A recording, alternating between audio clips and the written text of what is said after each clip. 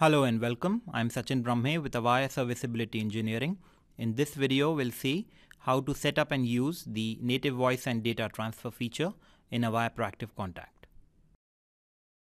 The native voice and data transfer feature allows an outbound agent on an outbound job or a blend agent on a blend job working on an outbound call to transfer his call as well as his screen data to another agent logged into an inbound job or logged into a blend job and receiving inbound calls. So basically, apart from the audio, the screen data can also be transferred using this feature. The possible scenarios are listed on your screen. That is, an outbound agent on an outbound job can transfer the audio and screen data to another agent working as inbound agent on an inbound job, or inbound agent on a blend job, or even a blend agent on a blend job. Similarly, an outbound agent on a blend job can also transfer to an agent in the three scenarios given on the right, and so on. So you will notice that in all the scenarios, the transfer happens from an agent working outbound, whether on an outbound or a blend job, to an agent working inbound, whether on an inbound or a blend job. So basically, the transferred call by the first agent comes like an inbound call for the second agent. For this demo, we will cover one scenario, that is an outbound agent on an outbound job transferring the call and the screen data to an inbound job, and an inbound agent logged into that inbound job taking the call. As a prerequisite, you must note that this feature is applicable to only the hard dialer version of the Proactive Contact. You should have the inbound setup on your Proactive Contact, which is also called as an Overflow or Intelligent Call Blending setup. And just like the normal transfer, the NVDT transfers also can be either supervised or unsupervised. The first step is to set up the inbound and outbound calling lists for the NVDT feature. You can create new lists or set this up on existing ones.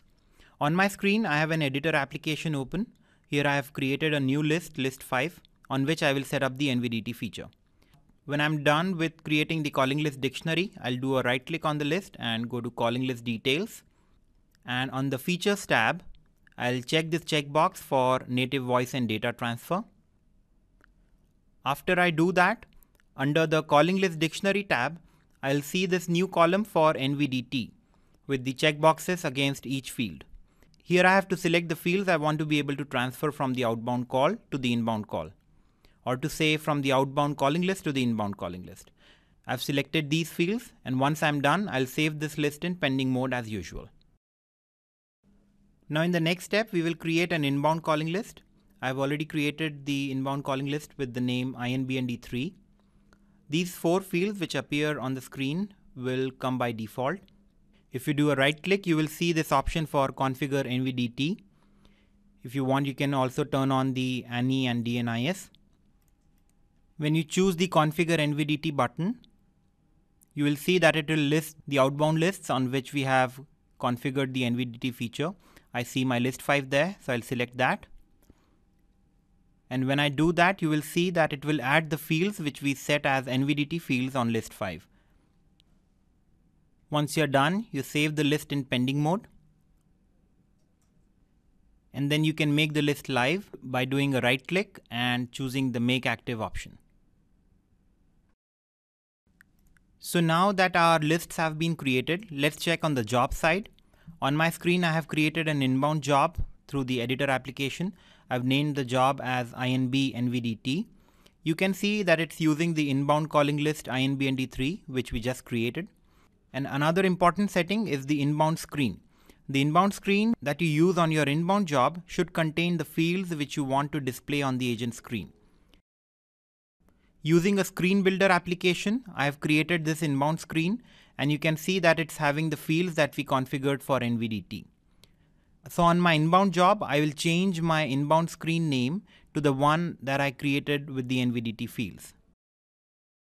So on my inbound job, I go to the inbound screen setting and change the name of the screen to INB NVDT that I just created through the screen builder application.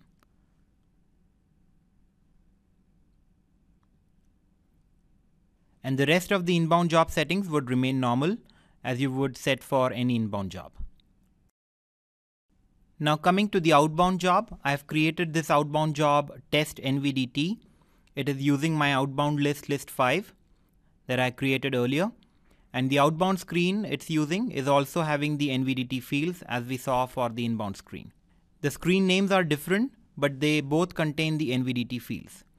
And the important setting on the outbound job is the name of the job to transfer calls to.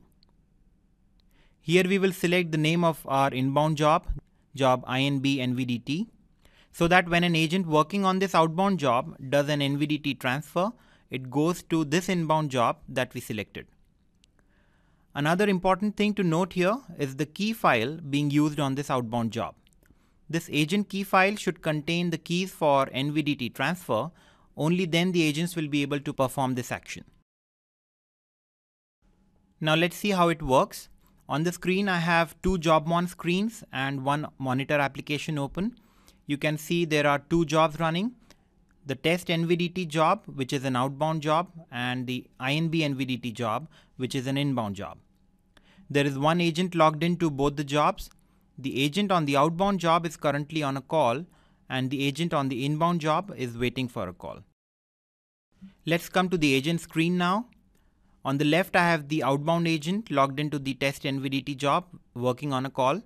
And on the right, I have the inbound agent logged into the INB NVDT job who is waiting for the inbound call.